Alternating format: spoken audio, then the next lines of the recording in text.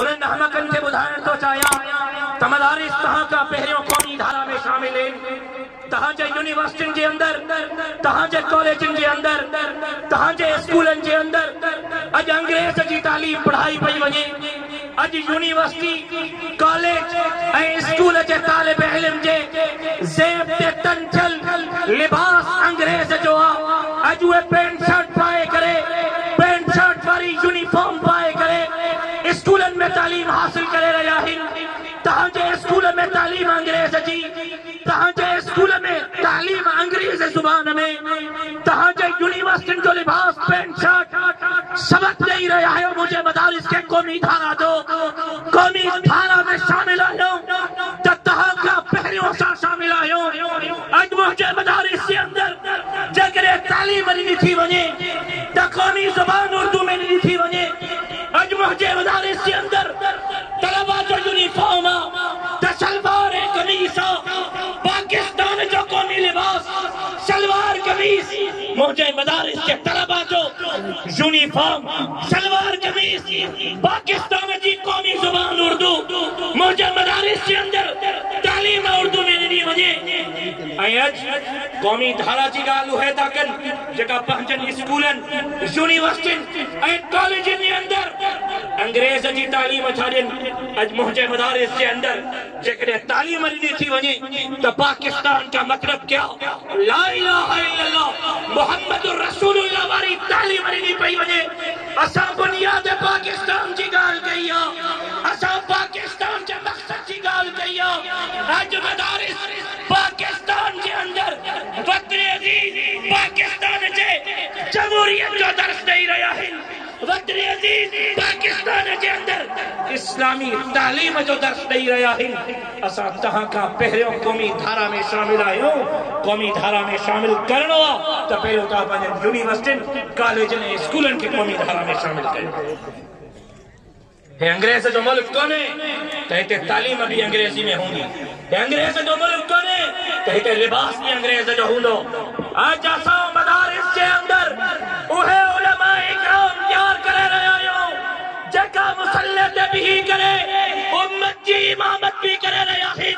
ऐं उहे उलमा इकराम तैयार करे रहिया आहियूं जेका हिन उम्मत जी क़यादत करण जे लाइ भी अहल आहिनि। छो तो जिते इमामत असां खे अंबिया जे वरसे मां मिली आहे उते क़यादत भी अंबिया जे वरसे मां मिली आहे। हज़रत अबू बकर सिद्दीक़ रज़ी अल्लाहु तआला अन्हु जे ज़िंदगी ते नज़र कयो जिते हज़रत अबू बकर सिद्दीक़ अवां खे मुसल्ले जो इमाम नज़र ईंदो उते वक्त जो खलीफ़े हुक्मरान भी नज़र ईंदो। हज़रत अबू बकर खां पोइ हज़रत उमर फारूक मुसल्ले जो इमाम भी, वक्त जो खलीफ़ो भी। हज़रत उस्मान वक्त जो मुसल्ले जो इमाम भी, वक्त जो खलीफ़े हुक्मरान भी। हज़रत अली मुसल्ले जो इमाम भी, वक्त जो खलीफ़े हुक्मरान भी। अॼु असां मदारिस जे अंदर उम्मत जा इमाम भी तैयार करे रहिया आहियूं त उम्मत जा क़ाइद ऐं उम्मत जी क़यादत करण वारा भी तैयार करे रहिया आहियूं। चवन था तो साईं मदारिस में इस्लाह आने, मुझे इस्लाह की जरूरत अव्हां खे। तव्हां तालीम जे लाइ फीस वसूल कयो। तव्हांजे स्कूल में ॿार खे दाख़िल कंदो फीस वठंदा।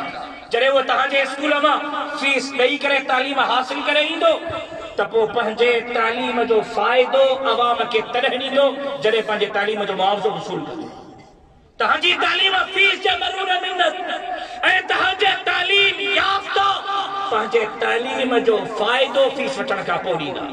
ऐं तहांजा तालीम याफ़्ता मख़सूस वक़्त में मख़सूस तबके जे लाइ कारमंद ऐं फ़ाइदेमंद। तव्हांजो डॉक्टर पैसा भरे डॉक्टर थिए ऐं जॾहिं डॉक्टर थी वञे तालीम हासिल करे वञे मरीज़ वेंदो डॉक्टर ॾे, पहिरियों डॉक्टर पंहिंजे तालीम जे फ़ाइदे ॾियण खां पहिरियों फीस वसूल कंदो, फीस वठंदो। हुन खां पोइ पंहिंजे तालीम जो फ़ाइदो ॾेई करे मरीज़ खे इलाज ॾींदो।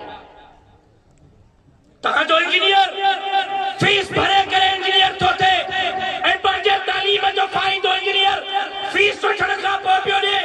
वकील पैसा भरे करे वकील थो थिए ऐं वकील थियण खां पोइ फीस वसूल करे पंहिंजे वकालत जो फ़ाइदो थो ॾे। वकील मख़सूस तबके की ज़रूरत मख़सूस वक़्त में, इंजीनियर मख़सूस तबके की ज़रूरत मख़सूस वक़्त में, डॉक्टर की जरूरत मखसूस वक्त में ऐं उन्हनि जी तालीम फीस जे मरहून मिन्नत तालीम जो फ़ाइदो फीस जे मरहून मिन्नत लेकिन है वाहिद मदारिस जेका पंहिंजे तालीम जो मुआवज़ो कोन पिया वठनि अवाम खे गरीब जे बच्चनि खे झोली ठेलाए करे तालीम ॾेई उम्मत जो इमाम भी बनाए रहिया आहिनि उम्मत जो क़ाइद भी बनाए रहिया आहिनि मुसल्ले जो वारिस भी बनाए रहिया आहिनि ऐं हे आलिम मखसूस तबके में मखसूस माण्हुनि जे लाइ फ़ाइदो कोन पिया ॾियनि बल्कि अल उलमा वरसतुल अंबिया हर दौर में उलमा जो किरदार हर दौर में उलमा जो किरदार हर दौर में उलमा जो किरदार निरालो रहियो आहे हे मदारिस तव्हांजा बग़ैर तनख़्वाह जे बग़ैर फीस जे ख़िदमत गुज़ार आहिनि अचो मदारिस जे इन्हनि तलबा जी ख़िदमत कयो इन्हनि जे हथनि खे मज़बूत कयो छो त हे के आलिम जा के दुनिया वारे जा वारिस न आहिनि अल उलमा वरसतुल अंबिया आलिम नबीयत जा वारिस आहिनि ऐं इन्ना नहनु नज़्ज़लना ज़िक्र व इन्ना लहू लहाफ़िज़ून आखिरी गाल करे रहियो आहियां अल्लाह क़ुरान खे नाज़िल कयो ऐं क़ुरान जे हिफ़ाज़त जो ज़िम्मो रब खणी छॾियो जेका मदारिस खे ख़त्म करता चाहिनि उन्हनि खे ॿुधायां थो तव्हांजो पीउ ऐं तव्हांजो ॾाॾो अंग्रेज़ ख़त्म थी वियो मदारिस मौजूद आहिनि अल्लाह क़ुरान खे नाज़िल कयो आहे क़यामत जे सुबुह ताईं क़ुरान रहंदो क़यामत जे सुबुह ताईं क़ुरान बि रहंदो क़यामत जे सुबुह ताईं क़ुरान पढ़ण वारा बि रहंदा क़यामत जे सुबुह ताईं क़ुरान पढ़ण वारा बि रहंदा कोई माईअ जो पट न मदरसन के तो खत्म करे सके न मदरसन ॿारनि के तो खत्म करे सके इंशाअल्लाह क़यामत ताईं हिन दुनिया ते राज कंदो त क़ुरान कंदो ऐं क़ुरान वारा कंदा इस्लाम जिंदाबाद पाकिस्तान पाइंदाबाद।